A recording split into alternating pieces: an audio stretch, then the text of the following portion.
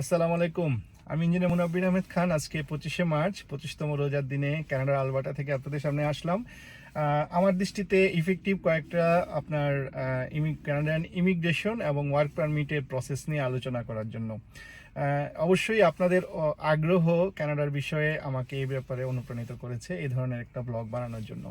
প্রথমে আমি যে বিষয়টা নিয়ে আলোচনা করব, যে প্রসেসটা নিয়ে, সেটা হলো স্টার্টআপ ভিসা প্রোগ্রাম বা এসইউভি। এসইউভি হলো উদ্ভাবনী উদ্যোক্তাদের জন্য একটা ব্যবসা পরিচালনা করার একটা সুযোগ কানাডাতে, এবং যে প্রসেসটার মাধ্যমে আপনি আপনার পরিবারের 22 বছর পর্যন্ত ডিপেন্ডেন্ট সদস্য সহ আপনি খুব সহজেই কানাডার পিআর পেয়ে যেতে পারেন। এবং এটার আপনার সাকসেস রেটও অনেক হাই। এবং এখানে যে সুযোগ সুবিধা, মানে বড় সুবিধা, যে আপনি 3 বছরের একটা ওপেন ওয়ার্ক পারমিটের আপনি পেতে পারেন parallel of the process of PR. তারপরে আপনি ধরেন আপনি কানাডাতে এর আগে চলে আসতে পারেন ওয়ার্ক পারমিট নিয়ে। আপনার পুরো ফ্যামিলি তো আগেই বলেছে যে আপনার 22 বছর পর্যন্ত ডিপেন্ডেন্ট সহ পিআর এর প্রসেস হয়ে যাবে। আইএলস এর রিকোয়ারমেন্টস CLB-5 আপনার খুবই ন্যূনতমই বলা যায়। অন্যান্য প্রসেসের অনুপাতে বয়সের কোনো সীমাবদ্ধতা নাই, এবং আপনাকে কত পরিমাণ ইনভেস্ট করতে হবে তারও কোনো বাধ্যবাধকতা নাই। সুতরাং এই প্রসেসটা কিন্তু একটা ভালো একটা প্রসেস। সেকেন্ড যেই প্রসেসটা নিয়ে আমি কথা বলবো সেটা হলো C11 উদ্যোক্তা বা এন্টারপ্রেনার প্রসেস। এই প্রসেসে আপনি একটা নিজস্ব ব্যবসা শুরু করতে পারেন বা ব্যবসা একটা পরিচালনা করতে পারেন, এক্সিস্টিং বিজনেস। এখানে কোনো জব অফারের কোনো রিলেটেড প্রয়োজন নাই, এবং এক্সপ্রেস এন্ট্রি বা প্রভিন্সিয়াল নমিনি প্রোগ্রামের মাধ্যমে আপনি যদি এই ওয়ার্ক পারমিটটা নিয়ে কানাডা আসেন, তারপরে আপনি ওই এক্সপ্রেস এন্ট্রি বা পিএনপি প্রোগ্রামের মাধ্যমে আপনি এখানে পিআর এর জন্য মনোনীত হওয়ার সুযোগ পাবেন। এবং এখানে আপনার প্রাইমারি রিকোয়ারমেন্ট হলো কানাডার অর্থনীতিতে আপনাকে একটা অবদান রাখতে হবে। এটাই হলো, মানে পজিটিভলি আপনার ব্যবসাটা এখানে করতে হবে, এটাই বিষয়। তারপরে আমার কাছে যেটা ভালো একটা প্রসেস মনে হচ্ছে সেটা হলো C-110 ইমিগ্রেশন প্রসেস। এই ইমিগ্রেশন প্রসেসটা মূলত কাদের জন্য? যারা কানাডার অর্থনীতি, সংস্কৃতি বা সমাজের জন্য গুরুত্বপূর্ণ অবদান রাখতে পারবেন এইরকম পেশাজীবীদের জন্য। এটা কিন্তু মূলত প্রফেশনালদের জন্য C-110টা। এবং এখানে আপনি একজন যদি উচ্চ দক্ষতা সম্পন্ন কর্মী হন বা বিশেষায়িত উদ্যোক্তা হন, তাহলে আপনার জন্য এটা ভালো একটা প্রসেস। আপনি যে কোনো পিএনপি বা ফেডারেল এন্ট্রি প্রোগ্রামের মাধ্যমে আপনি কিন্তু পিআর এর জন্য মনোনীত হতে পারেন পরবর্তীতে। চতুর্থ আমার কাছে যেটা প্রসেসটা ভালো মনে হচ্ছে সেটা হলো inter company transfer ICT programme.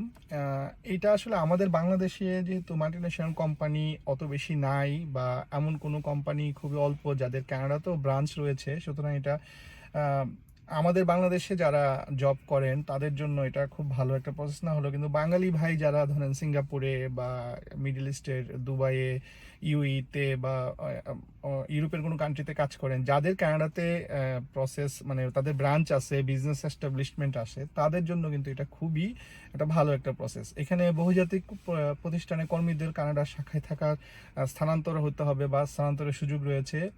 যোগ্য পদ, নির্বাহী, সিনিয়র ম্যানেজার বা বিশেষায়িত জ্ঞান সম্পন্ন কর্মী যারা আছেন তাদের জন্য এটা খুবই ভালো একটা প্রসেস। এখানে কোনো এলএমআই এর কোনো রিলেটেড প্রয়োজন নাই। পিআর এর আপনার পরবর্তীতে পিআর প্রসেসে সুযোগ রয়েছে।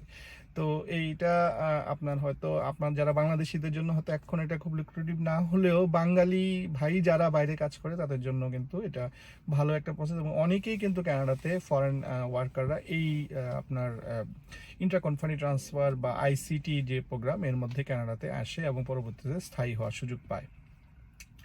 পঞ্চম যে প্রসেসটা সেটা হলো যে কোনো একটা ফ্র্যাঞ্চাইজি ব্যবসা আপনি কিনবেন, তারপরে এর পদ্ধতিতে আপনি ইমিগ্রেশন নেবেন।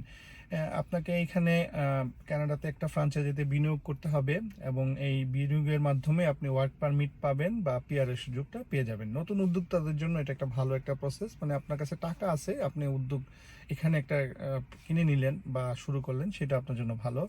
এর পরবর্তীতে আপনি যদি ওয়ার্ক পারমিটটা নেন ফ্র্যাঞ্চাইজির মাধ্যমে কাজ করার পরে, আপনার বিজনেসটা চালানোর পরে, এসইউভি, পিএনপি বা C-11 এর অধীনে আপনি কিন্তু পরবর্তীতে পিআর এর জন্য অ্যাপ্লাই করতে পারেন।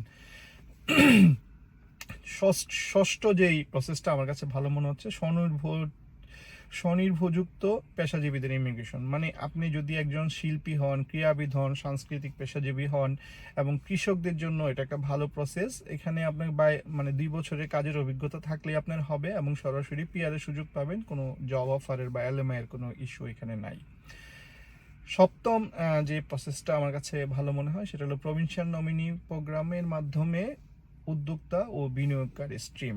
বিশেষ করে আপনার বিসি, ব্রিটিশ কলম্বিয়া, আপনার উদ্যোক্তা প্রোগ্রাম, আলবার্টা এবং নোভাস্কোশিয়া, এই তিনটা আমি খুব মানে ভালোভাবে আমি মনে করি ভালো, কারণ এখানে যে সুবিধা হলো যে আপনাকে ইনভেস্টমেন্টের হারটা তুলনামূলক কম। যেমন ব্রিটিশ কলম্বিয়াটা সবাই খুব পছন্দ করে, এটা যেমন আপনার ব্রিটিশ কলম্বিয়া এবং আলবার্টার জন্য আপনার 200K CAD, মানে আপনার এখানে ন্যূনতম ইনভেস্টমেন্টের সীমা।